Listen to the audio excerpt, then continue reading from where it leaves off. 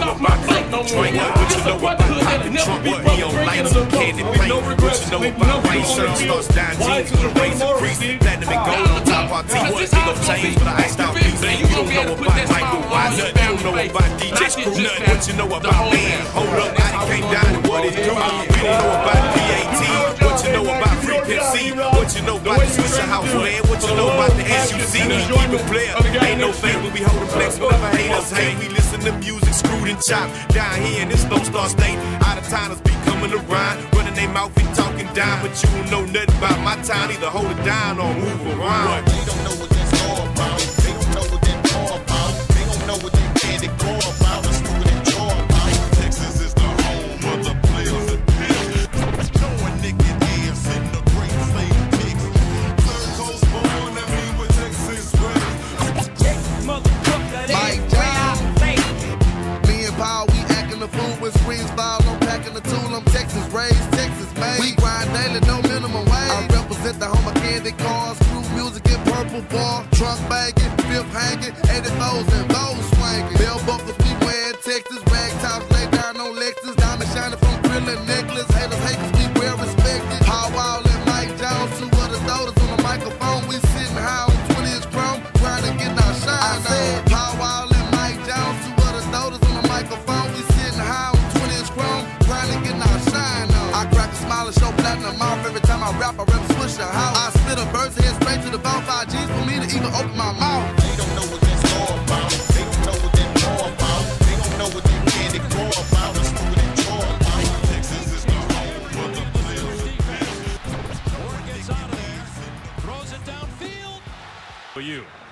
And on the other side, you got Tom Herman only in his second year, but if he wins today, he'll be the hottest commodity in coaching if he isn't already. I think he already is. A lot of people really believe in the system that he tries to apply. He has everybody here in Houston really paying attention to this football team. Spice Shoe 2016. We on it every week right now, man. And we on it week 1. We want to get on the hot topics.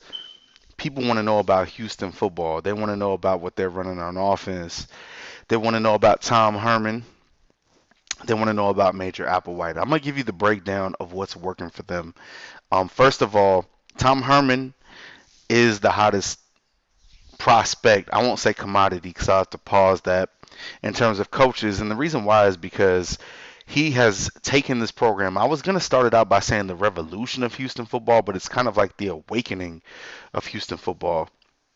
And he's done a very good job of recruiting. He stayed in Houston. He stayed in Texas. There's so much talent around where he's at. Houston is a hotbed for talent. Say what you want about it, but at the same time, he's got his quarterback, he's got his coordinators, he's got his system in place, he's got the big receivers, he's got the defense, he's got the speed, he's got the dogs.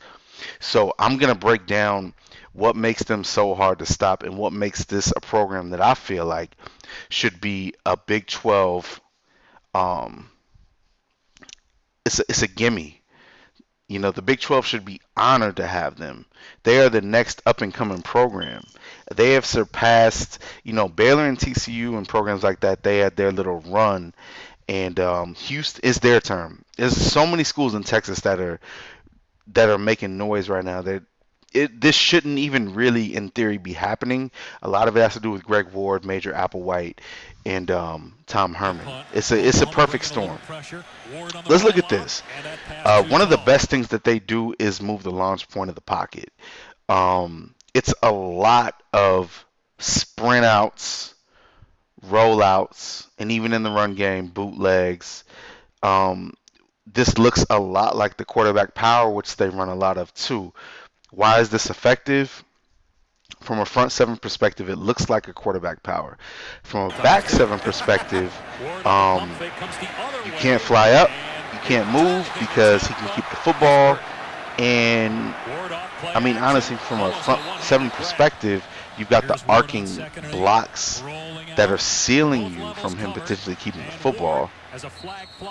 It's just tough all the way around. They have answers to it. They've got a lot of answers to it, honestly. But this is kind of not just – this is a run-pass option series. So that was a traditional bubble run pass option, which you saw right there. They have those too. They got a little bit of everything, but just changing the launch point, it gets this guy in space, lets him keep the football. If you can seal the edge, he might keep that. But then, just when you think that, they come back with the throwback pass. No one's over there. Everyone's flowing to that side. Too much to defend. Super tough, super tough. Screens. So this is a huge screen team. And if we look at the spy shoes that we've looked at previously, what I feel like is a lot of air raid, air it out, pass concept guys have started to come back to the place to where they want easy throws if they're going to have a mobile quarterback, but they also want the power run game and they want quick passes. They also want the vertical game too, which is what Houston does. But when you look at this portion of it, they end up in 3-by-1 and screens by any means necessary. A lot of screens number one, flanker screens, wide receiver screens, a lot of 3-by-2 screens, what you end up with when you motion the back out. Anytime that back goes in motion, you really want to fly with them. But as you can see, they have an answer for it too, which is when they'll run that same motion and run a quarterback draw. So it's a lot to deal with. If you can hold a block, that's going to be a big play, especially with those guys that can make people miss. Option, I couldn't really summarize all the options that they have as far as the run game. They're very big on speed, and I don't mean to overthink things, but a lot of the speed option runs from an edge defender perspective could look like power off the snap, in which case he out leverages you for the toss. And that is thinking a lot, but at the same time, I think it's realistic because it hits a lot better for them than other teams, but they run the power a lot more than other teams. They run the true read option. One thing you have to look at is this: whether it's a design handoff or a read option, Greg Ward is so fast and dynamic that you have to, if you're backside from that run, take a defender or two to respect him. So, a lot of the run plays nowadays have a design quarterback boot built in, which they used to back in the day. Nowadays, it's more effective because of the read option, but with him, it's extra effective. He takes a defender or two with him. He reminds me a lot of what Northern Illinois was running back in the day, which I used to explain with Jordan Lynch. Everything has the quarterback's threat or feet involved, in which case you're defending all 11. It could be a pass, could be a run. You're always going to have to respect the fact that he's going to keep the football, which they do a really good job of. But this is where they kind of go next level here, is that everyone wants to be Al Davis. Everyone wants to be Art Browse right now. Al Davis, Art Browse. Everyone wants to be those two right now, to where if you press, they're going to take shots. They have huge receivers, pause. They have